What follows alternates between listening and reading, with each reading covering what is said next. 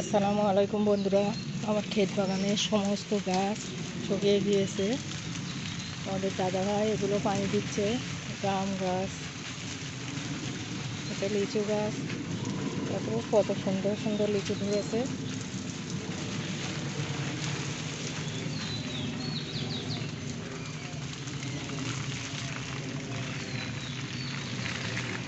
এই আম,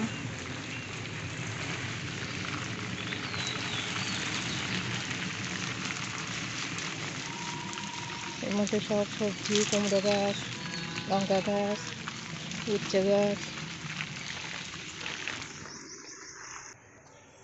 আসসালামু আলাইকুম, আশা করি আপনারা সবাই ভালো আছেন। আজকে রান্না করবো এই যে কচুরলতি। তা কচুরলতিটা কীভাবে রান্না করি পুরো ভিডিওটা দেখার জন্য অনুরোধ রইল। প্রায় কচুর বড়াটা আমি এইভাবে কেটে নিয়েছি, এবার ধুয়ে নেবো। কচুর বড়া রান্নার জন্য সরষের তেল দিয়ে দেবো।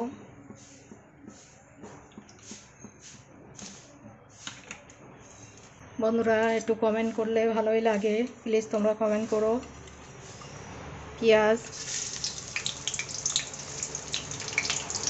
পেঁয়াজটা লাল করে ভেজে নেবো। বন্ধুরা পেঁয়াজটা লাল লাল হয়ে গিয়েছে, কচুরলতি দিয়ে দেবো।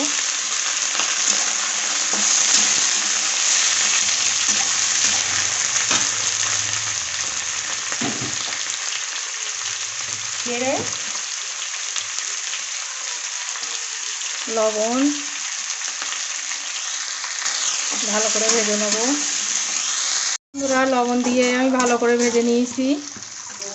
খুব অল্প আদা রসুন বাটা,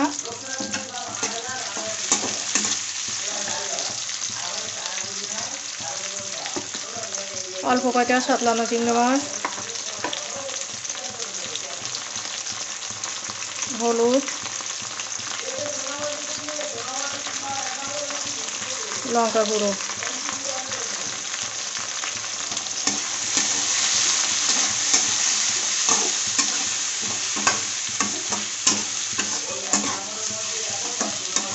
আর ঝোল দিয়ে দেবো।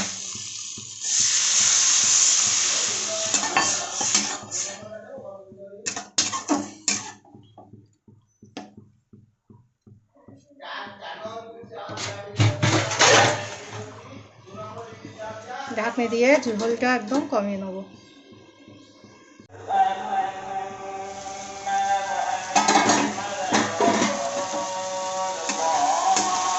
বন্ধুরা আমার এই কচুরলতিটা প্রায় হয়ে গিয়েছে, আর একটু ঝোল কমলে নামিয়ে নেব।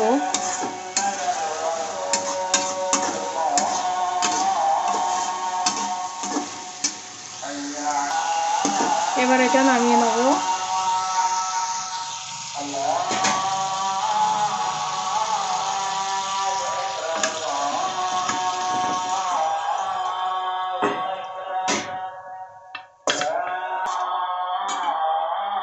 বন্ধুরা একটা রান্নার ভিডিও করে এডিট করা খুবই কষ্ট।